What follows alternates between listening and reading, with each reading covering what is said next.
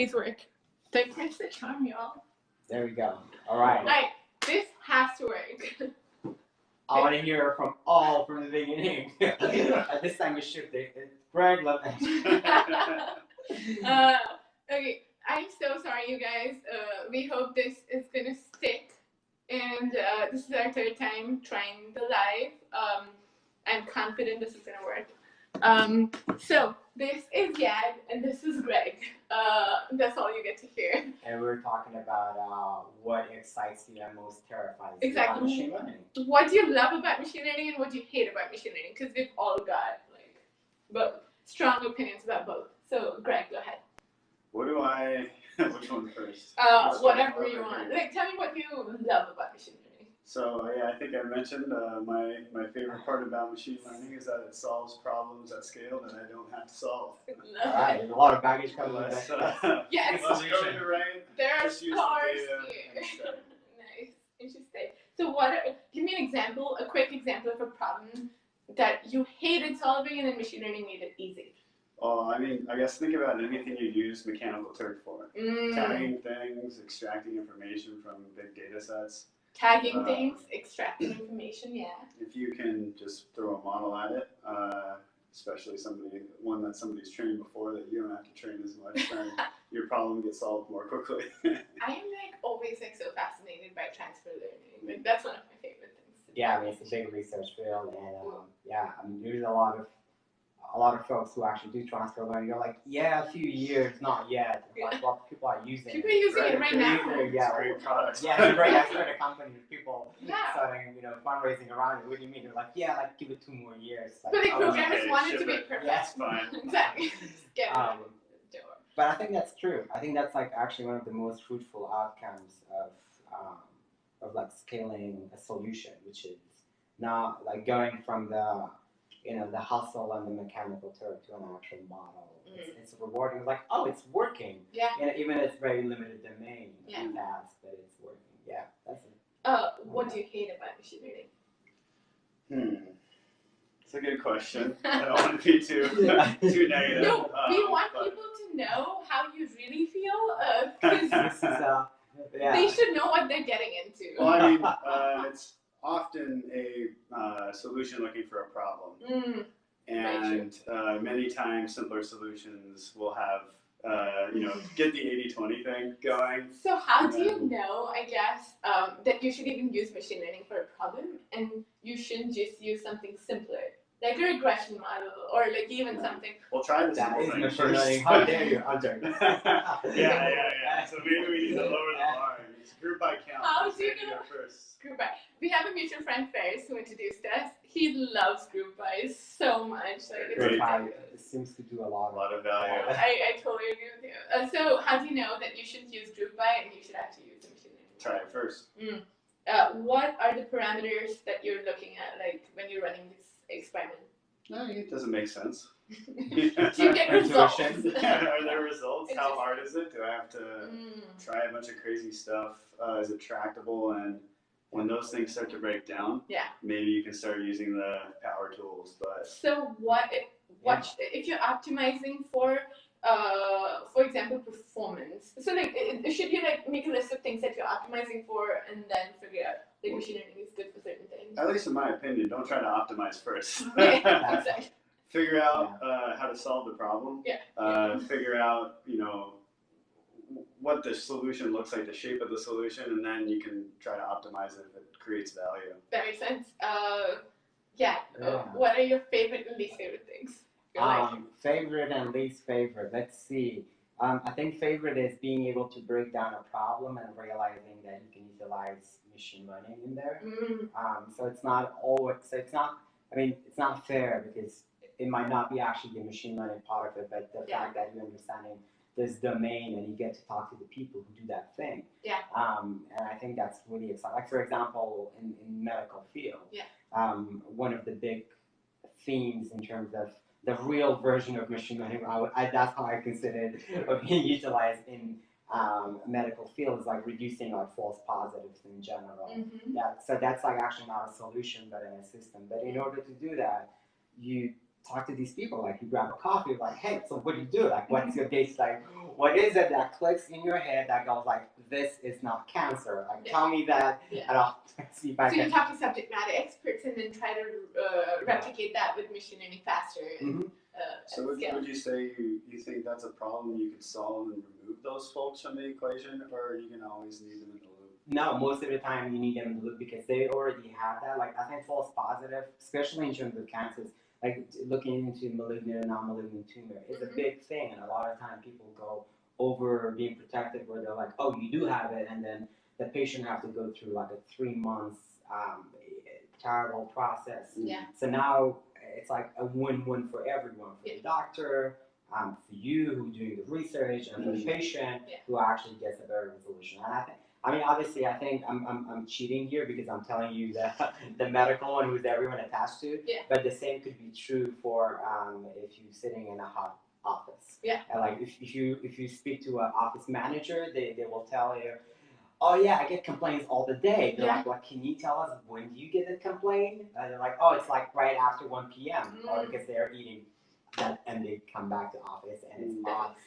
So that's like, but you know, that's like the exciting part where they don't know that I'm trying to learn this human intuition and see if that's. So I really like what you mentioned about tractable problems or if they're tractable. And I think that's something that a lot less even it's overlooked. Like certain problems are not even tractable, and people try to go after it. Yeah. You need to collect data and build company and everything around it. And then it doesn't work. Which that segues really good into the least favorite part. That I think the least favorite part is that when I mean you mentioned this at least in prior conversations about that a lot of people have a solution looking for a problem, or the other terminology in software engineering folks use like the hammer trying to hit every nail with it. So that's the least favorite part, and I think the scary of the least favorite part is that when you see someone convincing other people that, oh, this solution works. Exactly. Like, oh and no, you're like, no, it doesn't. It doesn't work. This is scary. And it's like, I don't know how else to explain it. Like, I don't want to be a whistleblower, but this is terrible. Yeah. Yeah. So do you think it's because, like, not enough people know how models work or how machine learning actually works, and most people that are making the decisions are business people who are so far removed from the people who. Yeah. Or like this. Yeah. I want to hear from you. You're a co-founder of a company. I do research, so you probably have. So Greg has worked at. Can we name the company he worked at? Sure. Yeah. So he worked at Airbnb. Like he helped build Airflow. Working pretty closely. And now they're doing a startup which we definitely cannot talk about right now. Sure. Someday. Yeah. Go ahead. Yeah. So I think the model is the implementation detail, right? And at the end of the day, you're using it to make a decision, and people understand that, right? It's a very high-tech way to make a decision, but when you think about things in those terms, then it can be fairly easily understood. So I don't know if I would agree that that's the reason. So understanding the models is not a bottleneck. So what is a bottleneck? The bottleneck in terms of adoption. Yeah, or like people not knowing this solution actually works or doesn't work. Yeah. Like you build a model, it doesn't work. Well, I mean, does it provide value? If it doesn't, then presumably it's not working. My ex-co-founder Casey would really agree with you. It's like he's always like, "Are you providing value? How can you provide the most amount of value?" I want to hear from you because what is exciting aside from getting to meet people and talk about machine learning, but what's like the exciting and So my least favorite thing. So I was working on a startup that was all about data wrangling. Who loves data wrangling here? Everyone loves data wrangling, right? We know that. Yeah. It's actually pretty fun. I like it. Says the data engineer. Wow. Turns out we're something we disagree on. So here's the thing, Greg is a data engineer. I'm not meant to be a data engineer. And like my least favorite part is like when data lives in very effed up formats, like JSONs within JSONs that are not even, it's not even clean JSON, and I have to like unwrap it and put it in a nice BigQuery database. That is my least favorite. Sounds like The data engineer loves it though, so that's what we have. I think you sign up for it though. I think it's not a choice. Like you exactly. It's part of the whole deal. I mean, I'll do it for sure, but to get to the and like I love wrangling once I have the data, even if it's unclean. Like I love the wrangling part, but like not getting it together and figuring out are these custom IDs the same. Well, I think that you raise a good point by bringing this topic up. The data is really the most important part. Exactly. Right. True. Like, what information can you leverage? Yeah. The algorithm is the tool that leverages it. Yeah. Yeah. But if you don't have good information, garbage in, garbage out. True. True. And like my favorite. Wise words. Garbage Yeah. No, I agree with that. Wait, was that your least or? That was my. I'm just kidding. And that was my least favorite part. Okay. My favorite part is diving deep into models.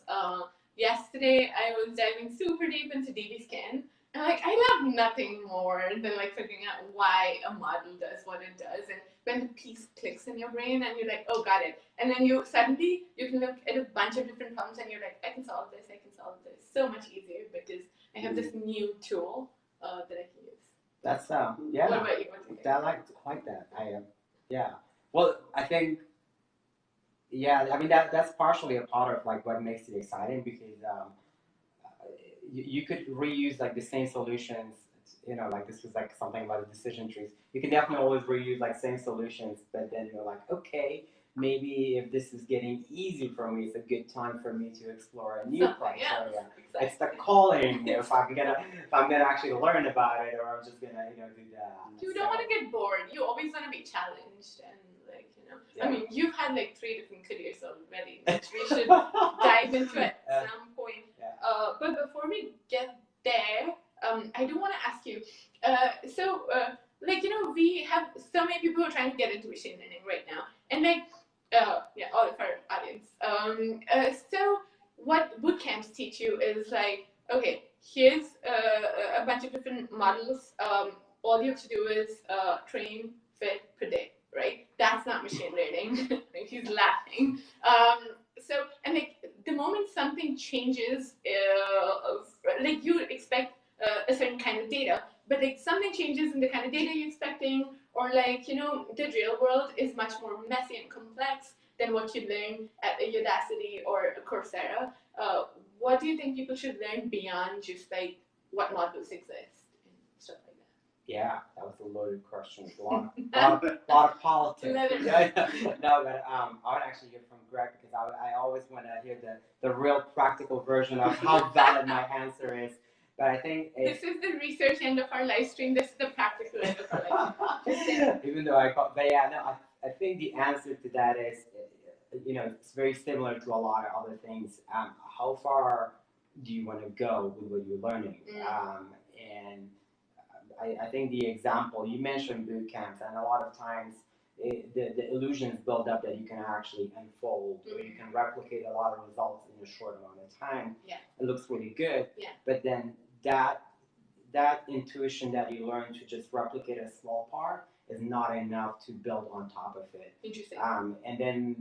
And then that is usually you're faced with disappointment. So I guess the answer, if you want to just get your hands dirty and just try a couple of examples out, most of the frameworks have examples. You can run them. But don't be sort of disappointed if you find out that's actually not enough if you want to solve a harder problem. Yeah. Because the minute you go to a new person that have a data, they're most likely what they have is not going to fall into all the checkboxes. It's not going to be clean and tabular and like tidy. And, oh yeah. Yeah. I mean, sometimes I think I don't want to scare people, but one of the scary or one of the one of the least attractive things is like 3 weeks in, you're like, oh, I posed this problem totally differently. Yeah. I should have never even considered this. Or this model. Yeah, exactly. This is not even a correct way. I mean, I think it gets a lot harder later. Like when you have like machine learning, like, oh, this should not even be machine learning. I should use like some if using reinforcement learning, it should be. And then now the entire approach of the data collection and everything gets swapped away. So I'm not saying that's like how every other real world version works. However, the compare and contrast of what's promised within a short course is never what the outcome is out there. Yeah. So if you don't want to be disappointed, I think it's good to keep that expectation. What's a framework that people can use to quickly iterate through a bunch of solutions? Like, what's a lean startup version of a machine learning process? Yeah. Group by count. Group by count. Shout out to Ferris. Okay? Yeah. I want to. Yeah. I want to go back. I want to hear how valid of that answer was. But before that, to answer your question, I think the simple answer is this. Keep the model as simple as possible, because you want to be able to debug it. You want to be able to see where this is falling apart. By the way, it's really cool to try a really fancy model out, right? But a lot of time that guarantees you that a result that you're not going to be able to even debug or even interpret. Like, you don't know why it works, you know? Yeah. So the answer is, if you can keep it a simple model, and if you can get somewhere, go with it. So when you say simple model, what parameters do you define a simple model? I think if you can debug a result, if you can, if you have like a statistical significant error. I know. Yeah. Probably I was trying to make a joke about statistics. But if you have like that, a few concepts to be able to see if you have a major error that you're going way off, rather than trying to debug the same evaluations of accuracy and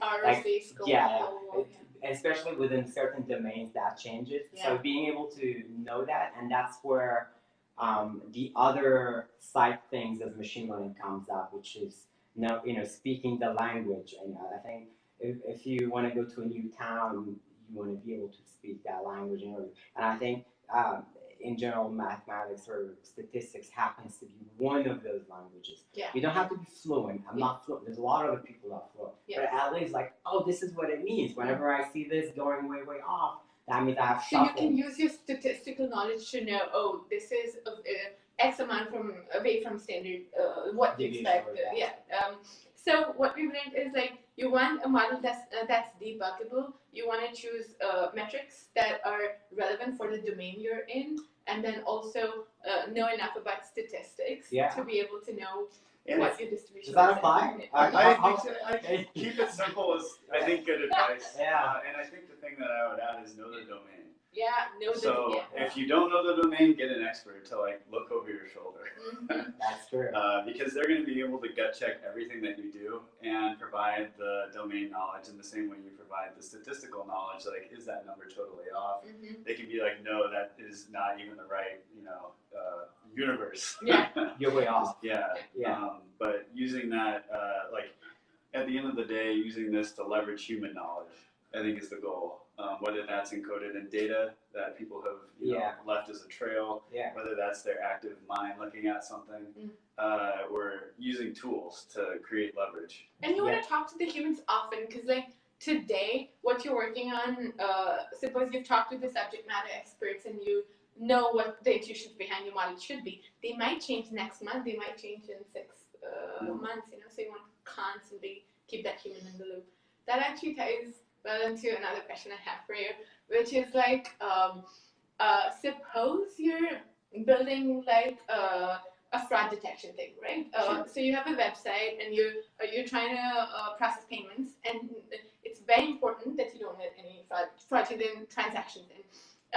So you have data coming in to you very fast all the time, right? So how do you know how much data to incorporate into your model? How often?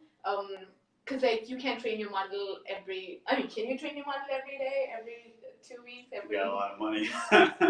So like, what are best practices for like integrating new data into your model? So I don't know. Do you have any experience with the fraud detection world? Yeah. So would that be in the case? I guess the question is more towards if you can retrain the data. Or forget even about what domain it's in. If you have an incoming stream of a lot of data, your model gets stale really fast. Yeah, I know you're the. Sure. No, it definitely is your domain. Yeah. So I mean, there's a ton of different ways that you can deploy a model into production. Right. Most simply, you do something offline. You ship a static binary to production that reads from a database, or maybe it's got some other live signals that it processes, Yeah. and it does some predictions. Yeah. If you want to make that a little more advanced, you could potentially stream things in and update the model, which I think what you might be asking. How often would you do that? Yeah. Often, as in the fraud detection case, or how often would you deploy a model like this? Let's start with the fraud detection case and then generalize it. Sure. So I think in this case, some of the signals are going to be more constant. You can train a model offline to process those, but then, for example, things that happen within a session, like a web session, you're going to need to process very quickly. So you're going to need a method to get them from the web session to your model in a timely fashion before the signals are stale and somebody's owned your platform. Exactly. So how do you deal with that? What infrastructure do you use? Sure. So there's a lot of methods to do this. Usually use some kind of streaming framework. Your website will produce events. Those will be. Yeah. I'm actually curious. Last time I checked, there was that big thing in Scala. Is it called Akka? Like the actor? So yeah, there's a ton of stuff. So Kafka is something that a lot of people use. It's an event streaming framework engine system. Yeah. Tons of stuff. Google PubSub. Amazon has their own version. Kinesis, right? Like, Yes. Yeah. It's a fundamental abstraction, right? Yes. Like the event log, and your models can consume it like anything else. Right. Gotcha. So using infrastructure like that, you can pipe all those events. Did somebody move the mouse in a weird way? Oh, interesting. Did they do things too quickly when entering things into a form, right? All of these can be signals that your model processes, and it gets it in real time. So you store the data and every so often you put it through your... Right, yeah. So you can stream this right to the database, Yeah. and then when, say, the user checks out, Yeah. You might read from that database and evaluate, yes, I'm going to give them an extra hard captcha.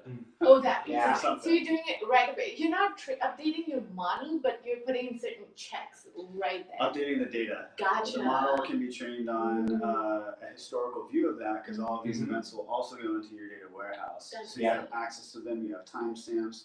You can recreate the exact session using time, and then it'll run in the same way online when that signal is coming from a live source. That makes.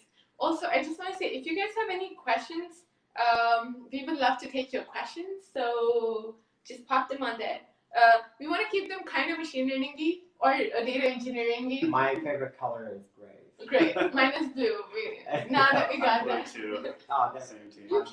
Am I like the only? All right, maybe blue. too. Yeah. Oh, there we go. All We're right. all pretty boring. So we would love some questions from y'all. But yeah, continue. Sorry. The question was, how would I go retraining models or collecting or updating stale data? So in my experiences, I'll tell you how I've dealt with this. In terms of medical world, if the problem is not that new, if it's a problem that has been known for years and years, such as certain malignant tumor in certain part of the body, then the data is already there. So the challenge now actually does not become updating the stale data. It's more how you're going to process it, but that's sort of off the table. But in terms of I think my perspective comes a lot more from exploring the how good of the status of the model is.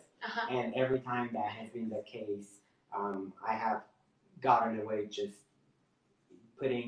exposing the model into some REST API or some HTTP endpoint. Like even the examples of trying to use the model and inference on a hardware like a Raspberry Pi. That having probably the fanciest of the methods. But in all cases, you don't really need to update the data or the model in that case. But I should say this, that only becomes an issue if you require like some type of online learning for the model. Right? And I think generally, again, fraud is a bit different, but like there are certain schemes around fraud that are known to be so. And I think a lot of companies who try to utilize this, if that would be for ad space or like payment, the models already have a certain check and balance, like you said yourself. And the very irregular ones just get shut out. Interesting.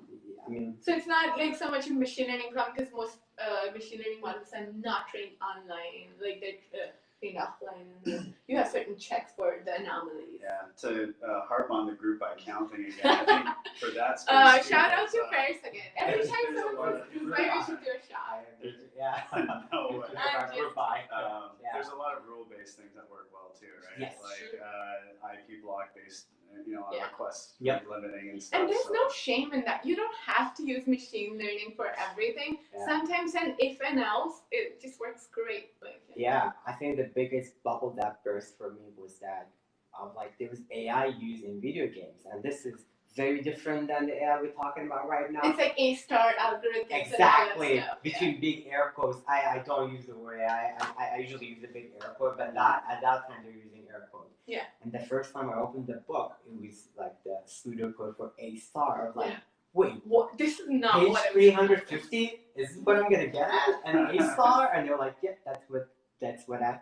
And I think in a way it was good and bad. Good in a way, I was like, oh, there's a lot of things I can do if this is the best of what exists in this world. And that means it's the other elements that actually makes the model or the algorithm powerful, rather than just using, the quote-unquote AI to solve all the problems. So I think, that... Actually, I have a question that ties into that. So, okay, models are just one part of being a good machine learning engineer. What are some other things that people out there should, focus on learning? I think you two are the one who do this a lot more than I get the nice data and I do more. But you were talking about statistics before and stuff like that. Definitely. I think so if you're doing a classification, right, and if you have, these are some of the knowns that you should probably pick up from early on. If you have a significant increase in a certain class and you train your model, you definitely don't want to do that, right? That is what bias is, not what other people call bias in the model. So that's a big no-no.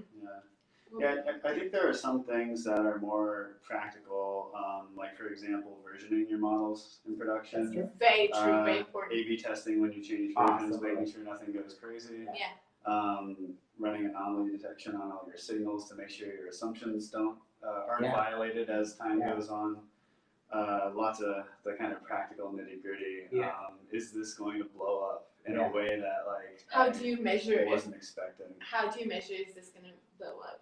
What are some of the steps you can take? So I think generally speaking, if your assumptions are violated, it's probably going to blow up. So how do you check your assumptions? It's like running a startup. Every week, have a list of assumptions about your product and test them at the end of every week. Same thing with your model. Right. Business model. Interesting. Learning model. I feel like I've started running my entire life using principles from machine learning now. Great understanding. The great understanding is dark though. Yeah. You're gonna get rid of a lot of people on the way. Human learning. Regular old learning. That would be one of the most fun things about having a child. Run not experiments. I don't want to say that, but seeing how it learns and messing up its environment a little bit to see how it reacts. You can, that could be kind of cool. If you have twins, you can do different things on both of the kids. That's what dad jokes are for. Yeah. Or mom jokes. Or mom jokes. It's interesting. Yeah. I don't usually connect. Probably I'm just so withdrawn. I'm so much of the abstract that I don't actually see that in it. Just the way I almost look at it. I think with the popularity of deep learning and people thinking it's the frontier and it would be the last frontier, in some way, at least a lot of folks, unfortunately or fortunately, for either reason, think that is that. Because of that, what I'm seeing, it's almost this concept of Legos. I think at least the first person I heard this from was Andre Karpathy in his computer vision class from Stanford. CS231N. Check it out. It's great. Yeah, so I think that was 2013 or 14. I think I was watching that class, and in one of the slides, he has these sort of Legos, and I was like, "Oh, that's cool. I will use that." That's a reference that explain to me I'm 5. That's what I would explain. The model you have is actually this. Green one, but there's so many other things around it. Without it, this green one is not going to be. Testing and stuff. Greg mentioned. So, Greg, how is machine learning different? if people are learning, going to university, taking a nano degree, and they think, all right, I'm good. I know about models. I know a little bit about statistics. I know about running A/B tests. How is it different in production at Airbnb at that scale?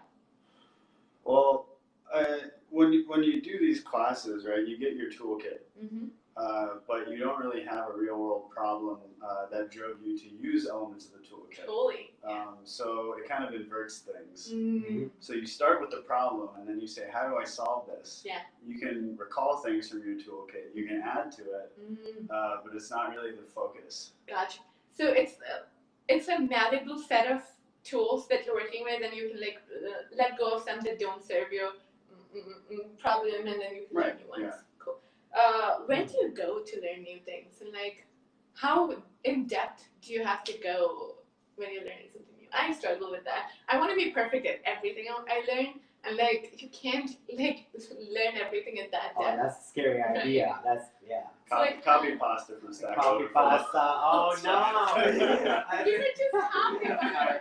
Hey, that's, I mean, 2 a.m. solutions work, but not when you go into office. But 8 then a.m. you don't understand what you're doing. B, if your problem is slightly different from the Stack Overflow solution. No, I'm kidding. You get inspiration. I think the real value add from things like Stack Overflow is that people tried it and it worked and it solved some problem. Maybe it's not my problem, but some. Maybe, but it's enough to kind of triangulate like what you need to do. Gotcha. It's a good starting point. Sure. Yeah. So how do you know how much you should learn when you're learning something new? What's your framework around? How well does it serve you? Can you solve your problems with it? So you learn X amount, you try to solve your problem. If you can't solve your problem, learn more.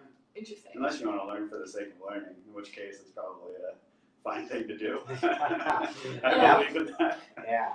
No, I think. I feel like I always get too lost in debates because I'm like, I know this, but not perfectly. So if someone asks me a question, what if I couldn't answer it? So then I just keep learning. So you don't know. It's fine. Stack Overflow. Hard to say. It's in your pocket. It's a good corner of the internet. Do you have anything to add here? Like you're doing research, so you must be. Anytime you learn something, 10 new avenues open up. How do you not get lost? I think you definitely have to have a goal, otherwise you get distracted. Especially, so I would say like I learned, aside from taking a lot of like fundamental classes and the educational side of it, and probably we can go into detail into some of the time not to scare people away how many hours I've spent on learning online. We're gonna do a whole live stream about it's research. No, but I think reading papers is good. Yeah. Right? But that's definitely not an everyday thing, but it's good. I mean, it's a nice habit to get into because reading machine learning papers from like archive. Yeah, especially I think if you're getting closer to a certain domain, getting to know how people are decomposing or posing the problem. I mean, usually it's like learning how to pose the question and then trying to see how you go about actually doing something about it. Yeah. But in terms of learning, I'll tell you this, I retake classes. I take a class, I think that I've learned it, and then I was like, oh, I cannot do, if there was an exercise for this class, I would not be able to do it. Ooh, interesting. And I think that's where you see the compare and contrast between, okay, so and you have the same introduction machine learning class at Stanford and the YouTube channel. Yeah. I was just like way back. And then the same one is on Coursera. Yeah. But then the one that is at Stanford is a lot more abstract and he asks the questions. If you take the Coursera one, you would not be able to answer those questions on there. So that was like, oh, there's something missing in here. And this is like 2012, 2013, where I was just like trying to focus more on it. Yeah. So that gave me a good perspective. Like, okay, I can always try this. I can take the shorter, 5 minutes. Course. Yeah. But then I can, if I really want to get into the, to interpret the problem or to have some reasoning or intuition about it, I should probably invest my time to go about learning that. So most people can't go to Stanford. So how do you develop that? I didn't go to Stanford. I think online education is fascinating, but you just have to probably not get too distracted. I at some point was working on building an online school, and I saw one of the things that distract folks away is that not seeing the result of what you're learning. So that's a big challenge. Oh, interesting. Especially those abstract classes. If you take a linear algebra class, I mean it's a MIT OpenCourseWare is great. Mm-hmm. You can get a full-on PhD just taking advice and but learning. What's missing? Yeah, I think there's a couple of things missing. Yeah. So I have like a small group study of people who actually study, and that's the part that's missing. A lot of times you don't have someone to tell you, yeah, you got this right or you got that wrong. I just want to give a shout out. Yad runs this deep learning meetup. I'm a co-hosting. Yeah. Do you want to talk about that? If people are into machine learning, you guys should definitely. Yeah, it's I think it's called deep. Yeah, we have a domain called deeplearningsf.com. And then if you're looking for a peer group, if you've taken enough of these online courses and you want to talk to people who are actually doing this, check out the meetup. You'll meet some cool people and you'll talk about machine learning. Yeah, they had a 4th year anniversary. But that's like I think one missing component. The other one is I really like what Greg said about like the target and the goal, because that always comes back to you even when you're doing research. Otherwise, you just become this crazy person who's taking a random class. Yeah. And then you talk to people like, what are you doing here? What happened to you? So having a goal in mind is really important. I remember, okay, continue. Yeah. No, wait, I want to hear.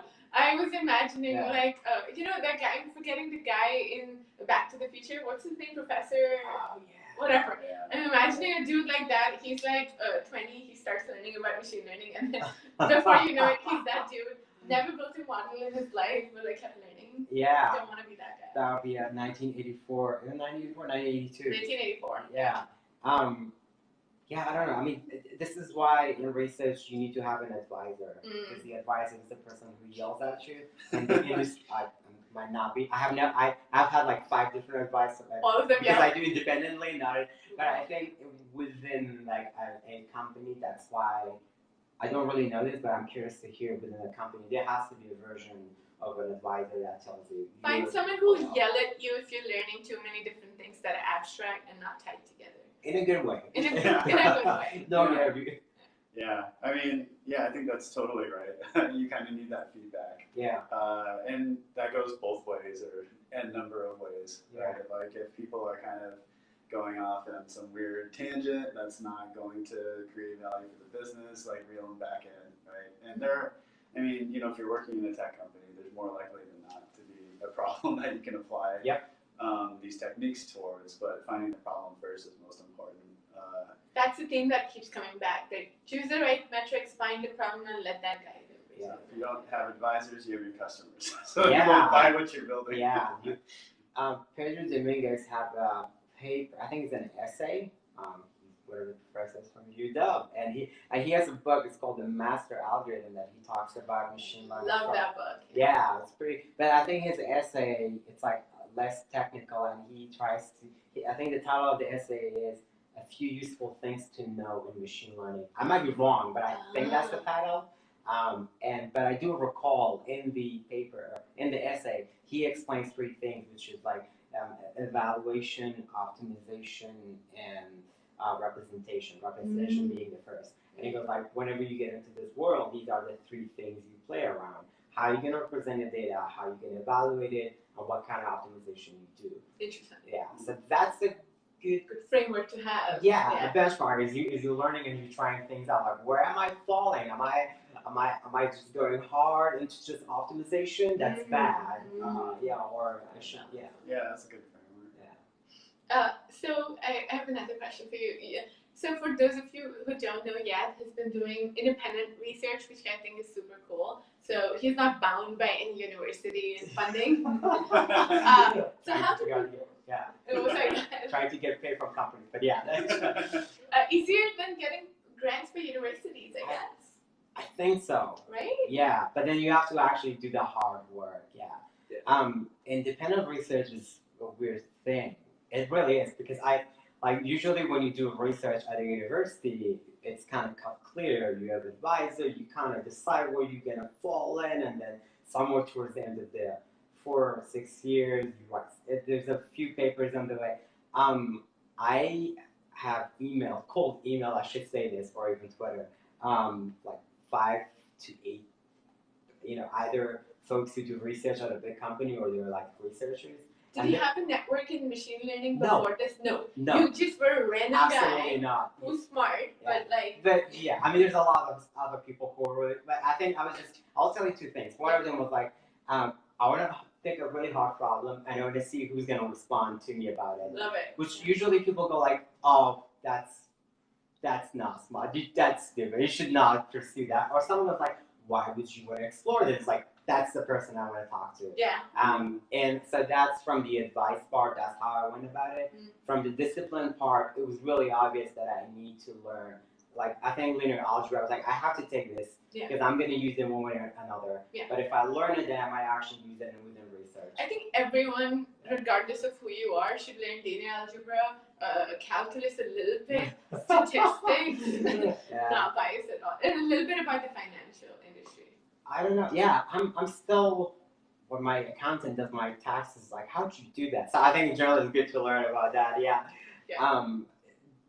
In terms of funding, it's different. Like if you're a graduate school, what you get paid is, close to minimum wage, but then you get an internship. So I try to not do that, but then throughout the year it would look like you're doing a giant internship. Interesting. So you emailed a bunch of people and you waited to see who would like write back to you, and then? Yeah, and then they reach out to you, and then usually it's like one of those two. But I ended up meeting a lot of these folks actually, like getting coffee with them, explaining to them where I am. Obviously, you have to be very honest. You cannot pose. Being a poser is the worst thing. I was like, and I've seen other people like, no, don't do that. That doesn't help anyone because I cannot tell you the amount of people that have started in the last month. The amount of people I've got coffees with who, I thought were like, oh my god, so cool in machine learning. They don't know what they're talking about. It bothers me so much. It's general for everything. Yeah. Because you want to feel comfortable when you make a mistake. Yeah. Like, oh, I see where I messed up. Like it was better to. I hope this person would tell me this. Mm-hmm. But then when you actually pick a hard research problem, that becomes less viable. Yeah. Because turns out you're the only person for this 2 years who's actually reading every paper and and then you meet people who actually do research and it's like, oh, do you know this person who's writing a paper about this and they're from this university? Yeah. They're like, oh no, that's good, thank you. I'll get in touch with that. Nice. So it really differs. Yeah. But it's possible. Interesting. And were you sorry? Yeah, I definitely have less perks of what it would look like as a PhD student. Publishing paper is a big deal in the research world. Yeah. And one of the ways, probably people not going to agree with this, but one of the main ways to get into a conference venue is to have a big time advisor on there. Yeah. So that's one of the things that So it's harder to publish papers. Absolutely. Interesting. But you have these advisors that you've kind of collected. So that doesn't help. It does. Okay. And I started publishing and I just sent 7-page paper with all references to them and they're like, what is this doing in my email? Like, that's my 6 months of work. What do you think? But you get a lot of awkward conversations, but so that's Gotcha. Interesting. So do you have any advice for people who want to, would you recommend this as a path to people? Or would you say go get a grad school degree? I think that's a good question. I think every sane person should definitely go the regular route. If you really want to go through like all the perks that you get and whatever that is, friendship, network, and everything. Yeah. You should definitely. I did apply to a bunch of PhD. I tried 13 programs, got rejected. So there was no doubt about that. Well, and it was not always because of the idea. Because I think getting into, at least from my perspective, getting into a PhD program is almost like getting a job where they kind of interview you, and a lot of times there's like 3 things. One of them goes like, do you want to do the kind of research I'm interested in? Oh, gotcha. It has to be a good fit. Yeah. Gotcha. And then the second one is, how is your GRE doing? And then and then a few other things are on that scale at the university. And I somehow did not make it. All right, I'm going to do the independent. So if you're in that position, I think independent research is definitely possible. And if you have more questions about how to do independent research, I will link both of their Twitter accounts so you can ask them more questions about. Sure. I might be less helpful. This is the data engineering god right here, so if you have any data engineering questions. Between quotes. help. Yeah, no, I love it. Yeah. Another question. How do you implement feature engineering at scale? Like, how's that different from what you would learn in like Udacity? Love Udacity, by the way. I'm not trying to. Like, so what do you learn in Udacity? I have the no first sponsor. I don't think there's a good feature engineering course online. I think there's a really good book called Feature Engineering. That's the title. I'm forgetting who it's by, but if you just Google it on Amazon, you'll find it. So that's how I learned feature engineering. I also like looked at a lot of people's notebooks and stuff, and then learned best practices that way. But yeah. I think I think two things. One, knowing how to use the tools that can process large volume data sets, right? So Spark, what else? Spark, like Redshift, BigQuery.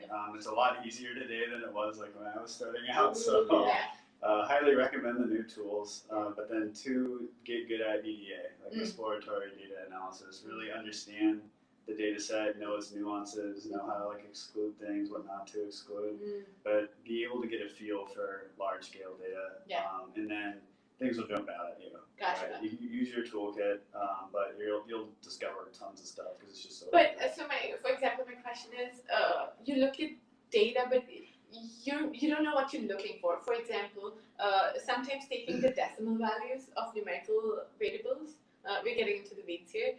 But if you don't even know that you should look at the decimal values of a numerical variable as a separate feature, how EDA doesn't help, you know what I mean? You need to know. Sure, so can you give me an example where you need to do that? Kaggle competitions. Or what was the problem?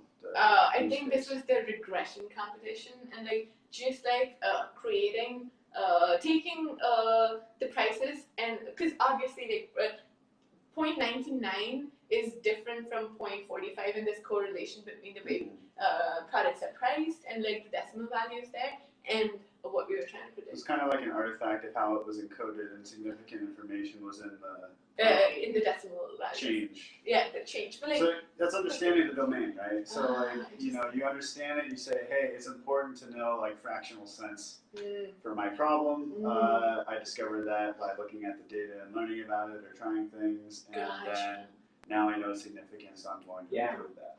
That makes sense. Yeah.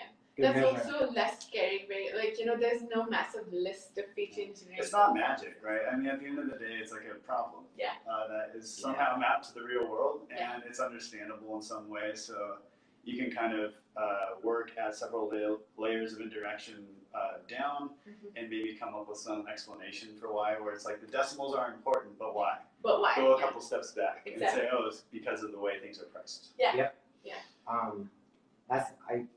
I want to say that you give something about the question you asked was, I guess the example that you're looking for was related to Kaggle, and there's one thing to be added with that in terms of Udacity. Getting clean data. Again, correct me if I'm wrong. Getting clean data that's tested out, someone very well prepared it, and you're running models on. It's very, very different when you're the person who do the SQL export. Like from the minute you do that, and how that goes to where you work with it is a nightmare. So we did a whole startup. My ex startup was about this, and like when we were doing user research, we spoke to everyone from like startups to people at Uber, to people at Google. Literally, the only guy who was a machine learning engineer who didn't have this problem was a guy who worked at Google Brain, and he's like, there's people cleaning my data for me, and I don't have to worry about it. I just clean models. Everyone else was like spending. I was like, I want your job. Like, I don't want to, That's where, but like 80% of your time is spent doing exactly that. And I think I personally, I don't know. But again, I might be the anomaly. But I've gotten a lot of my intuition, my hypothesis of where the solution would be wrong. Yeah. Because somewhere on the way, I definitely have missed something. Yeah. And no matter how much I reduce between exporting and importing to where I use it, doesn't matter how many steps I still make a mistake, and it's like, how did I, like this, why is this sorted in this way? I saw it on there, it was very different. And and you mentioned learning about the tools, that's where you really want to know what tool you're using for what, and Yeah, I actually agree consent-based that. This ties into another question that I want to ask you, which is like, when you're designing databases for machine learning problems, like the way we look at databases normally is relational. So everything should be its own table kind of thing. When you're doing machine learning and the database is relational, then you're doing so many joins to get everything in the same table that it's not the most effective organization of data. So how do you design a database for machine learning? Yeah, so I guess the databases you're describing are ones that are powering the production application, and which you shouldn't be using. You shouldn't be using it all. Yeah. Don't use the production database for your models. Interesting thing could happen. Yeah. You don't know. Yeah. Don't do that. You'll probably be working on exports to some data warehouse like BigQuery or Redshift or what have you. So at that point, you'll have a mirror. And then you want to do something with this data to put it in a format that allows you to train your model better. So you'll need to do some aggregation. You'll need to do the joins to materialize the tables. Yeah. I don't think there's one answer for that. It's going to largely depend on what you want to do. But one thing to keep in mind is, can you use this again? Like, so are you going to create a fact table of these like business facts that's largely decoupled from what's going on in the upstream world. So if somebody changes a column name or something, you'll be able to write the transform that makes your view of the world look the same and doesn't break your models in 2 months. The robust data pipelines that like turn you. But like in terms of organizing, do you think you should create tables for the most frequent queries, or should you do that in your code, like the joins? Yeah, I mean, when you're at the data warehouse level and you're not like back in production serving off of like a derived data set or something, you don't really have to worry too much, right? You'll write your query, it'll run performantly unless you're in like the terabytes and terabytes levels, like BigQuery or Redshift will be fine. Yeah. And just write like SQL that people can read. Gotcha. Don't do it at the database level. Do the joins at the code. Yeah, I mean, most of the time your execution engine these days will be fine. You'll be able to do whatever you need to do without overcomplicating the storage. Yeah. But when it comes time to put it back into production, you have to think carefully about what data you need, how you're going to access it. Is it like key value? Are you going to need to do a more complicated query? Are you going to integrate the streams like we talked about before? So that's when you need to go get like a data infrastructure engineer and say, am I crazy? Gotcha. But it's wise. That makes sense. Don't overcomplicate it. Most of the time you can just write a couple joins and work off of that data set. Gotcha. Even at the production level. No, when you're training in the data warehouse world. But when you go to production, think about how you want to push the data out. You'll probably want to denormalize it or materialize the joins. Yeah. Think about your key. A lot of times you're going to create these really big data sets because it'll be, for example, on a user level. You want to use all the signals for a given user who's making a request to your website. So you want a quick key value lookup. Gotcha. Because the models can probably be expensive to run. So make sure it doesn't run too slowly. That makes sense. But yeah, key value store is probably the one rule of thumb, and then after that, ask your data infrastructure engineer. You don't have to worry about it as a data scientist. Cool. Question for you: what do we think about deep learning? Everyone's obsessed with it. In what way? Like in general, how important is it? The magic bullet we've been? Is this the droid we've been looking for? No. There is actually So the answer, it's not the silver bullet. So that's the brief answer. But there's a really good conversation between.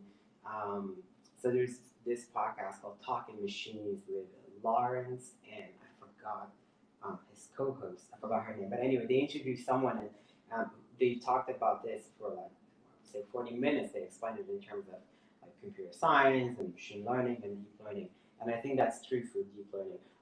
I think the simplest thing that one could keep in mind is that if I was trying a linear model and if I were to have some state of nonlinearity into this. How far can I go with that? And at that, just like introducing a nonlinearity to an existing solution, if that gives you, some real tangible result, then maybe it's a good time to explore that. And I would say that what I'm saying right now is true to a lot of domains.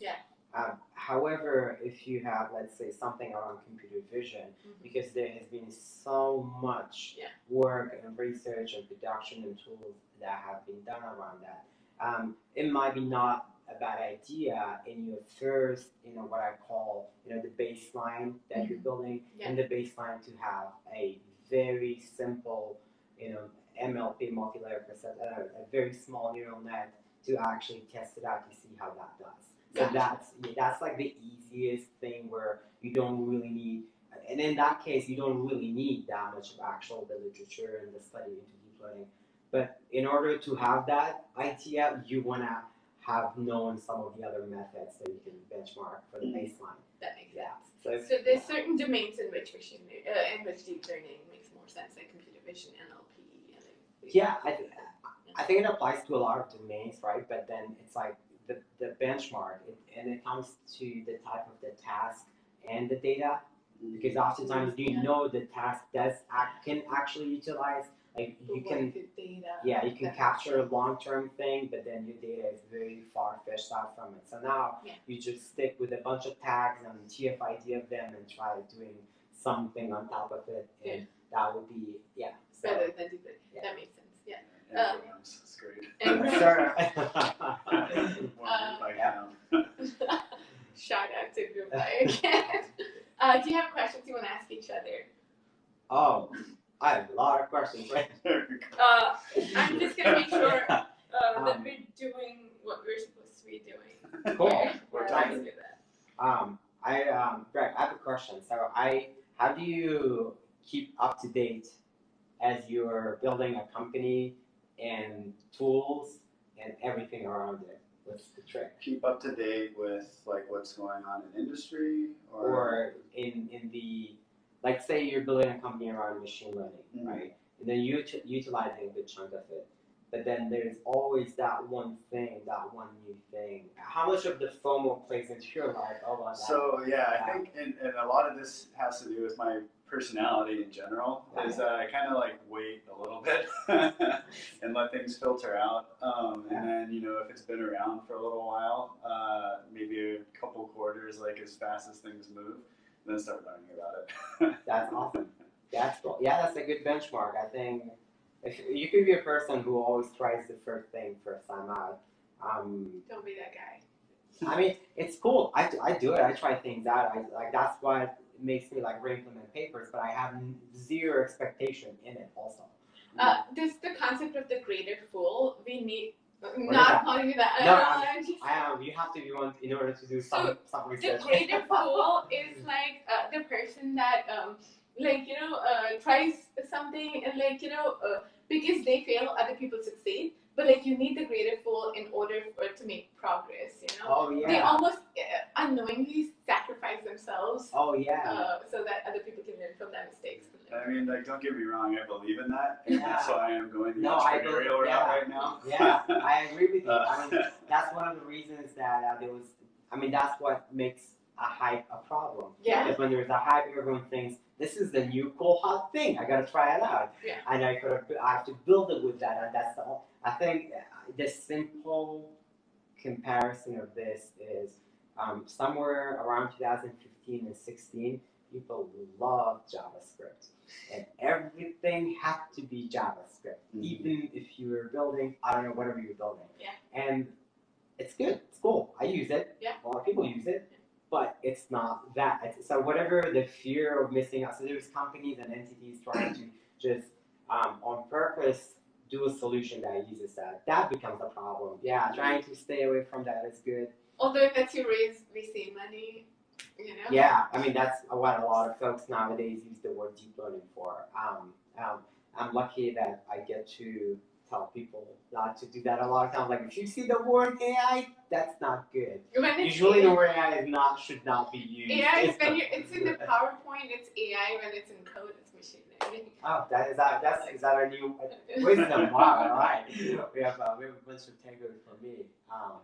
I mean, to play devil's advocate there, yeah. I think it is like okay, like buzzwords can exist, yeah. And it helps people like talk about it. Yeah. Yeah. It gets more people excited. You know, like gets a second and third order people interested in. Yeah, exactly. Yeah. Yeah. People would not. Like my parents know what machine learning is now. Like my dad knows what like things like really cool things about machine learning. I'm like, who told you? You know. That's cool. That's good. Yeah. It's really good. Yeah. Yeah. You know, when it's reached the dads who are not engineers. Yeah. That's cool. It only is a problem when it's like it scares you because it's like a fear of some unknown thing. Yeah. I'm totally like. So speaking of, what do you think of deep fakes? Does it scare you or does it excite you? I get really excited. I understand how it can be used in a bad way, Yeah. and I'm cognizant of that. Yeah. But I think it's a cool piece of tech. In terms of the research side of it, it's pretty interesting. I think a lot of people create things and there's a consequence of whatever, quote unquote invention, what would it be? Yeah. So that I try to extract myself from it to kind of keep the excitement, but I see it as a challenge. I always see things as a challenge, and then just how long that live out, right? But I don't think it's that much of a big threat. The same way a lot of other things. I think the bigger threat is what we started out with. Folks trying things. I was like, oh, this is working. It's amazing. It's in production. It's not. I think that scares me a lot more compared to everything else. The whole automation, even more than but I think that actually not more. But that actually is related to the FOMO thing. The person who would have the fear that I'm going to try something new, then because I'm entitled to it, now I have to promote it and I have to make people be afraid from it. And people will pay attention. If you talk about deepfakes, people will pay attention and talk to you. But if you might be doing important research, people might not listen to you because who cares about that? But also, my question is, do you think the detectors, the GANs, will become better at the same rate as the deepfakes? It's to the point where we can just tag them as a fake. Yeah, so I think there's a couple of things in play in here. So the whole field, I guess the non-technical term, the deep fakes, were generated from like the generative adversarial network. And there's various methods, there are various models or architectures, that's what they call them, to generate these things. There are like research already that you can use like these sort of recurrent models that you can go over the image and there are pixels in there, they're distorted and they have noise. Gotcha. Even as a human and even as a machine. Even as a human, but also in the machine. Yeah, so I think the risk is pretty low. But I guess my answer is very biased. I want to hear from Brett. Like you see this, and what do you think about it? What do you hear from people? Deepfakes? Yeah. I mean, I think it's a little scary in some regards. What scares you about deepfakes? Well, it's one of those things where like technology is a lever and it can be bad or good. Yeah. Right?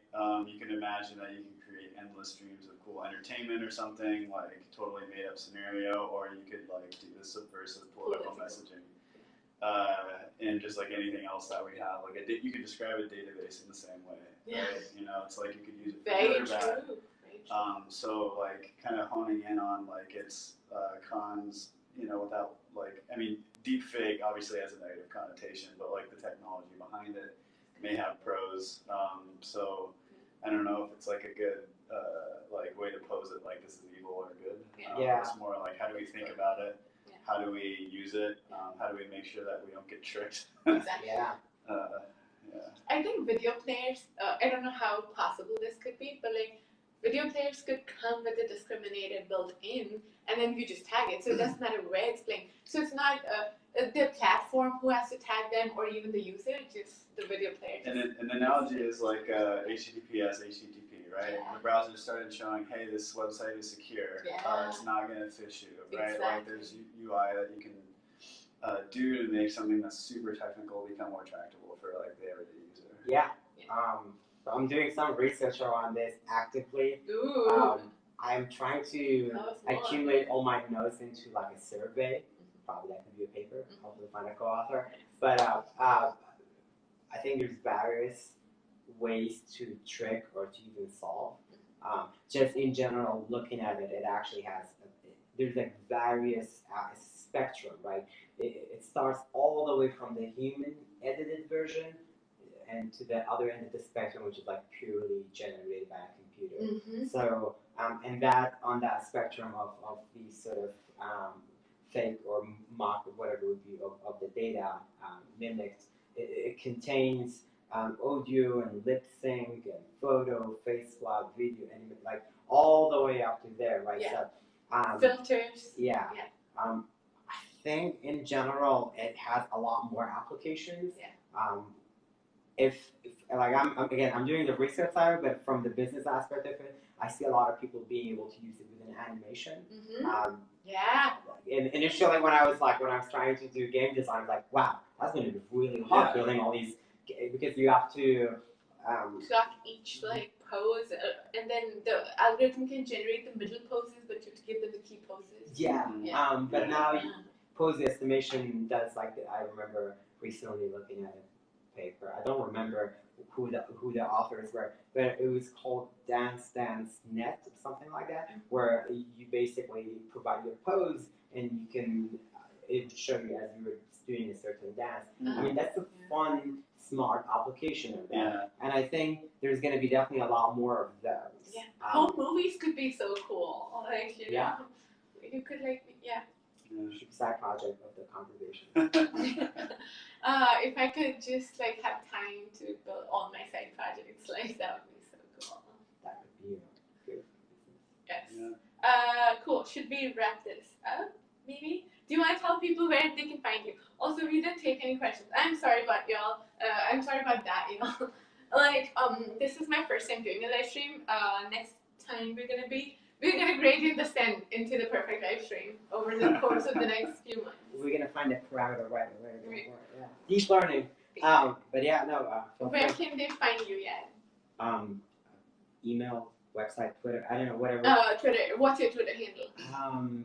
I believe last time I checked. Konrad. Yeah, that's his Konrad. name. Yeah, there we go. Yeah, I changed it every now and then. Fake news. What's your? Mine is also my name, pretty boring. Greg_Brandt. BRANDT. Thanks, Lavanya. Thank you, Lavanya, for having. More this people are conversation. joining now, which I'm like, y'all, where were you? Okay, so the next stream is gonna be next week. We're still trying to figure out what day. It's gonna be either Tuesday, Wednesday, or Thursday. And it's gonna be with 2 engineers at Uber. And it's gonna be really exciting. They're like really smart. Like you can. That's good, smart. I see what you did there, Greg. I get it. No, I'm just kidding. It's gonna be fun. The next one is gonna be more. We're the starters. We're like the baseline model. You're the baseline model. That's okay. We're like the linear regression of objects. No, I love them both. They're but thank you for having us. It's fun. Yeah, I like thanks, it. Lavanya. Next time, it's going to be a little bit more structured. Both of them are experts at deploying models. We are going to talk about how you take models and put them into production, and specifically how Uber does it. So I will see you guys next time. Bye. Ciao. Yeah. How do I train this? Cool. Internet. Internet's so hard.